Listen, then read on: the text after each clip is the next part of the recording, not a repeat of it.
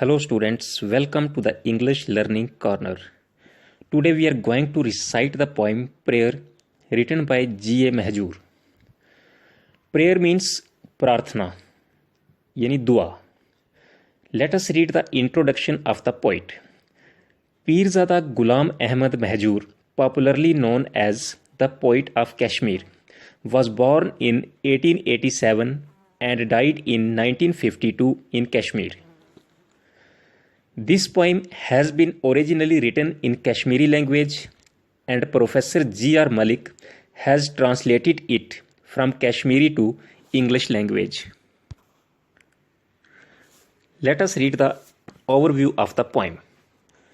The poem is addressed to God. The poet makes certain wishes before the Almighty. He implores Him to lead him to the path of truth and pour on him the nectar of knowledge. Implores means requests. अब यहाँ पे देखो आप him का H capital आया है. जब him का एच कैपिटल आए उस टाइम हिम किसको रेफर कर रहा है? गॉड को, भगवान को. पोर मीन्स शोवर, शोवर मीन्स बौछार. नेक्टर मीन्स अमृत. ये पोइम गॉड को एड्रेस की गई है, गॉड को संबोधित की गई है.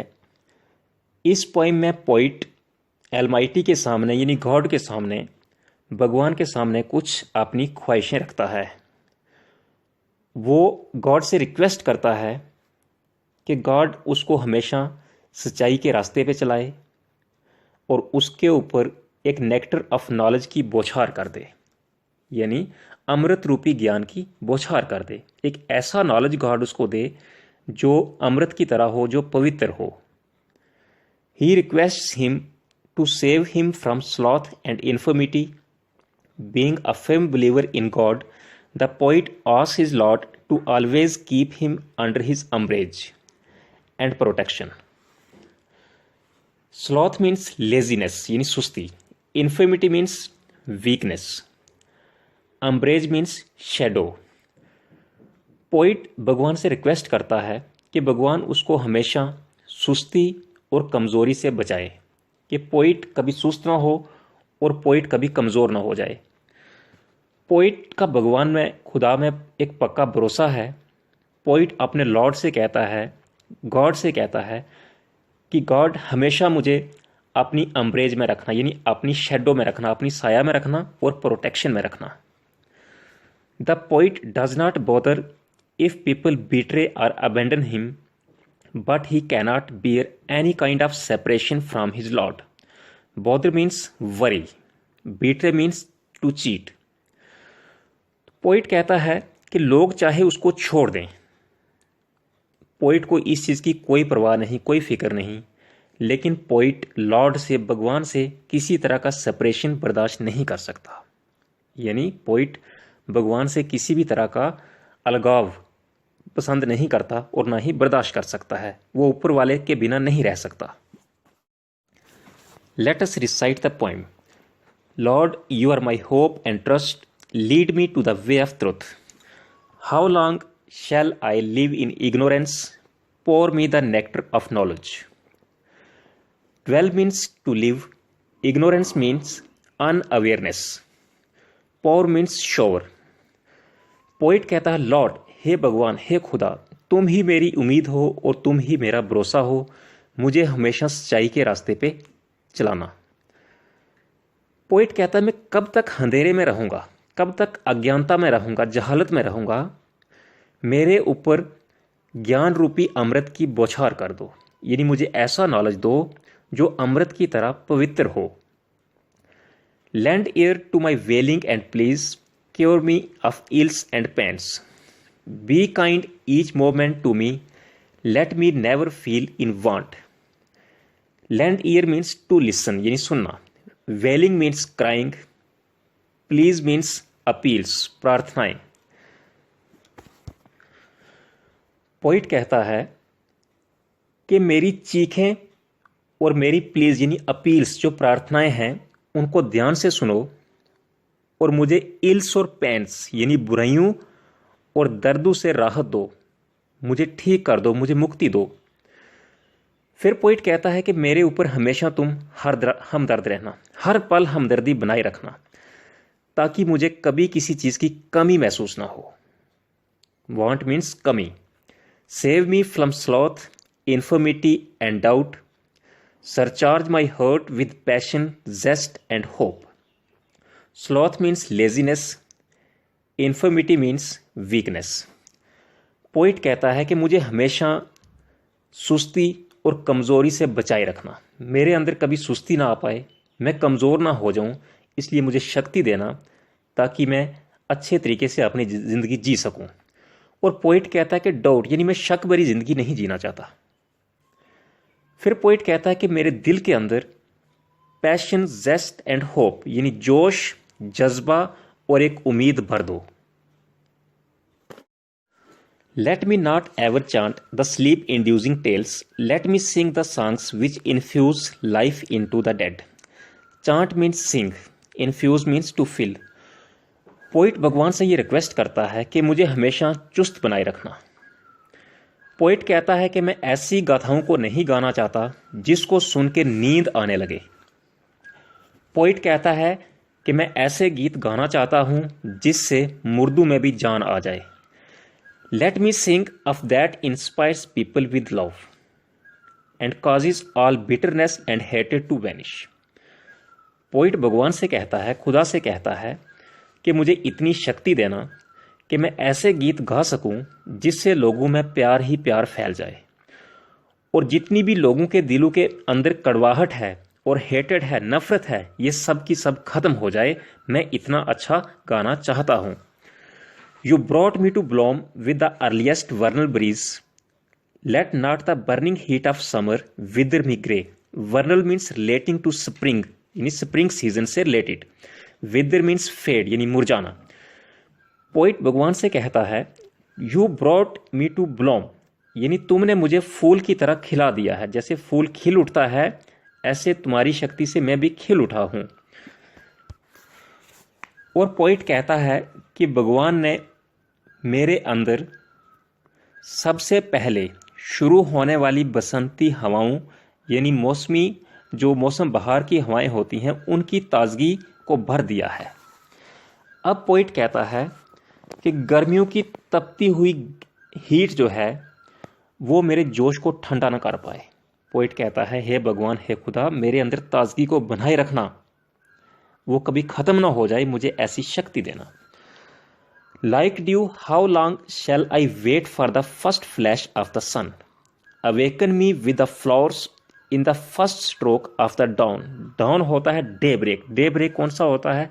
सूरज चढ़ने के पहले का जो टाइम होता है सुबह सुबह का, उसको कहते हैं डाउन। पोइट यहाँ अपने आप को ड्यू के साथ कंपेयर करता है। ड्यू मीन्स यानी ओस की बूंद, शबनम की बूंद।